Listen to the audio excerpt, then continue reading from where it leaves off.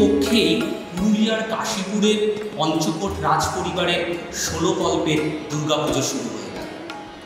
মহালয়ার আগে তো বটেই, এমনকি বিশ্বকর্মা আরাধনা হওয়ার আগেই দুর্গাপুজোর ঢাকে কাঠি পড়ল পঞ্চকোট রাজ পরিবার। জিতা অষ্টমীর পরের দিন আদ্রা নক্ষত্রযুক্ত কৃষ্ণপক্ষের নবমীতে এই 16 কল্পের দুর্গাপুজো হয়, যা রাজরাজেশ্বরী ঠাকুর দালান নামে পরিচিত।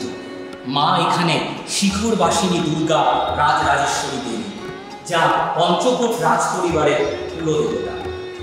একেবারে 16 দিন ধরে পুজো চলে।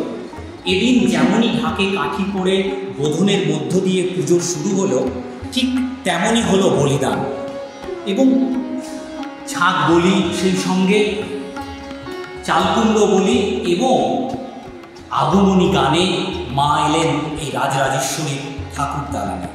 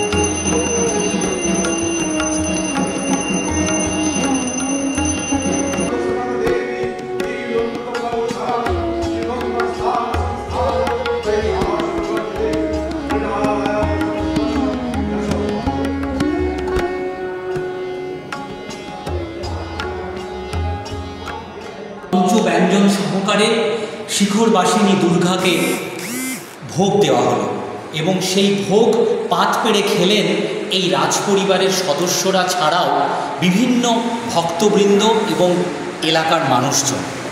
প্রায় 2000 বছরের প্রাচীন এই দুর্গাপুজো এখনও সেই আগেকার মতোই আগমনী গান হয়ে আসছে। এই আগমনী গানেই তো মা উমা এই রাজরাজেশ্বরী ঠাকুর দালানে পা রাখেন। এই প্রাচীন পুজোয় নানান কিছু রয়েছে গুপ্ত, অর্থাৎ যা প্রকাশ্যে আসেনি। যেমন এই পুজোর মন্ত্র, একেবারে গুপ্তাদি মন্ত্রে এখানে মায়ের আরাধনা করা হয়।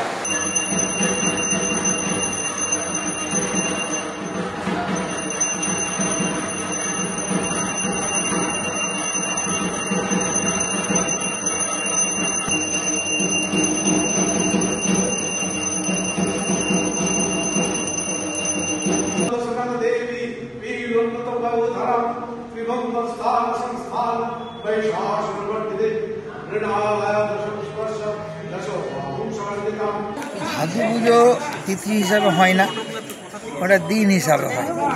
30শে ভাদ্র ভদ্রেশ্বরী দেবীর জন্মদিন, মৃত্যুদিন, সেই জন্যে সেই দিনে তাকে স্মরণ করা হয়। ছড়া এবং কবিতার মাধ্যমে পরবর্তীকালে গানে পরিণত হয়, গানের মাধ্যমে তাকে স্মরণ করা হয়।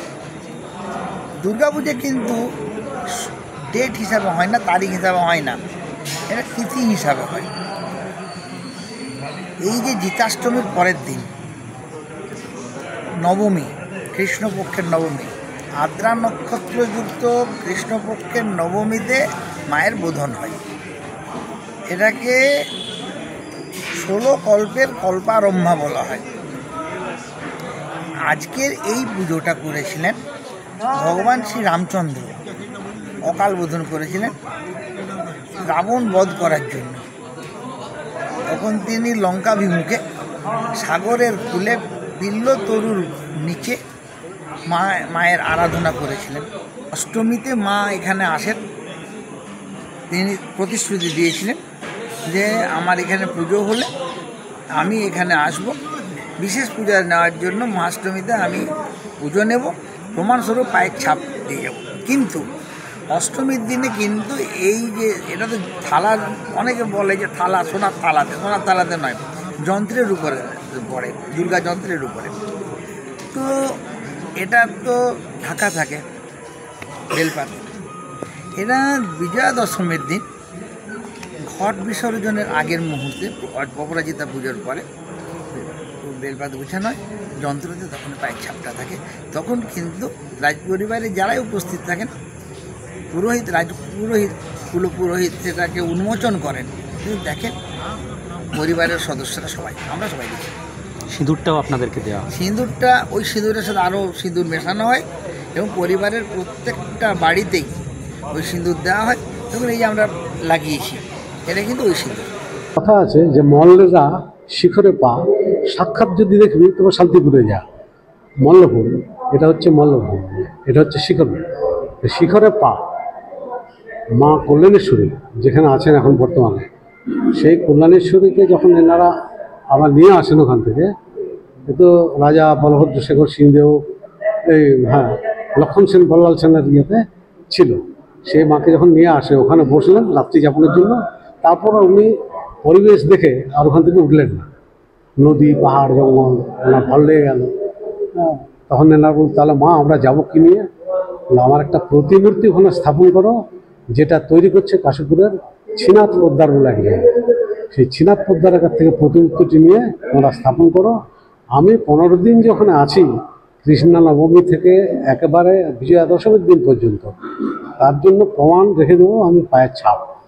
তো যার জন্য অষ্টমী সন্ধির সময় মায়ের পায়ের ছাপ পড়ে সিঁদুর মণ্ডলের মধ্যে এখনও পড়ে, আগেও পড়েছে, আগে ছিল সবাই দেখতো। তারপরে ডাক্তার রয়্যাল জাকুমা তখন পুরুলিয়ার ডিসি, তখন গুলিগোলাও চলে, সেই গুলিগোলা ওনার রয়্যাল ফ্যামিলির মধ্যেই ঝামেলার জন্য তখন থেকে বন্ধ করে দেওয়া হয়। যে রয়্যাল ফ্যামিলির একজন, আমি মানে পুরোহিত আর দেহরিদার একজন, এই তিনজন প্রথমে দেখি, তারপর ডিজলভ করে দিতাম। এখনও ডিজলভ করি না, ওনাদের রয়্যাল ফ্যামিলি সবাই দেখেন, বাইরের আউটার কেউ আর দেখতে পায় না। এটা তাই ওই সিঁদুরটা কিন্তু বহুমূল্যে বিক্রি হয়ে যায়, বুঝলেন। ওই মানে 1 গ্রাম 10 গ্রামের মতো সিঁদুর, সেটা অন্য সিঁদুরের সাথে ফাইল করে ওটা অনেকেই বিক্রি করে দেয়। এই সিঁদুরটা কাদেরকে দিয়ে দেয়? এই সিঁদুরটা থাকে 2 ভাগ 3 ভাগ হয়। 2 ভাগ থাকে আমার, 1 ভাগ থেকে রয়্যাল ফ্যামিলি রাজপরিবার, রাজপরিবারদের সবাইকে আমি ডিস্ট্রিবিউট করে দিই, আর কিছুটা আমার কাছে থেকে যায়। এরপরে কিছু কিছু এখানে মালাকার ফালাকার যারা আগে আসতো, অনেকেই আসতো, তারা এটাকে দুরুমুড়ি করে দিত, বাইরের সিঁদুর কিনে পটলা করে 100 টাকা 200 টাকায় বিক্রি করে দিত, কিন্তু এটাকে ব্যবসা করে নিয়েছিল ওরা। বর্তমানে সেটা বন্ধ করেছি আমি, টোটালি বন্ধ করে দিয়েছি। সিঁদুর মহামূল্যবান, এবং শুধু সিঁদুরটায় এত যাত্রা হয় যে ইউজ করেছে সে বুঝতে পেরেছে।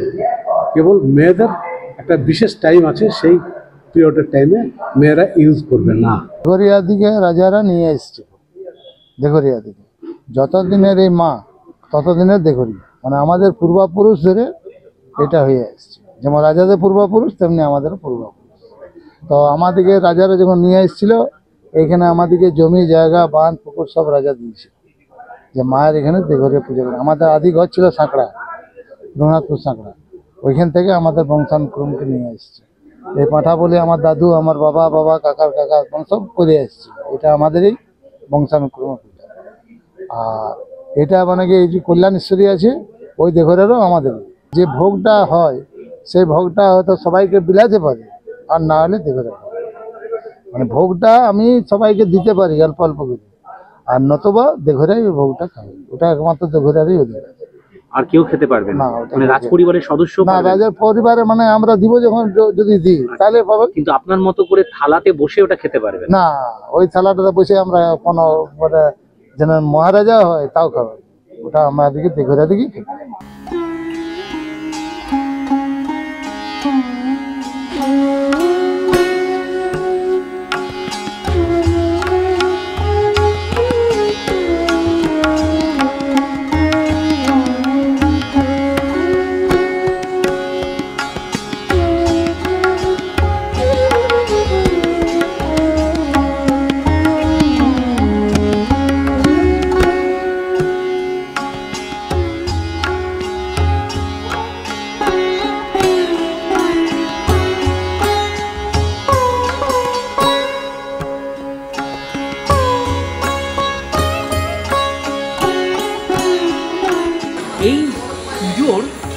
যে পঞ্চব্যঞ্জন হয় সেখানে গোবিন্দভোগ চালের ভাত এবং মাছ এবং বিভিন্ন ধরনের সবজি থাকে, এবং যে বলিদানের যে মাংস হয় সেই মাংসের কলিজা দেওয়া হয় ভোগ নিবেদনে মায়ের কাছে, রাজরাজেশ্বরীর কাছে, এবং তারপর রাজ পরিবারের সদস্যরা সহ সবাই এখানে সেই প্রসাদ গ্রহণ করেন, এবং 16 দিন ধরে এই বিশেষ পুজোয় মায়ের ভোগও কিন্তু একেবারে অন্য রকম এবং বিশেষভাবে দেওয়া হয়ে থাকে। পুরুলিয়ার কাশীপুর থেকে ক্যামেরায় অমিতলাল সিংদেওয়ের সঙ্গে সুমিত বিশ্বাস, সংবাদ প্রতিদিন . ফলো করুন সংবাদ প্রতিদিন ডিজিটাল।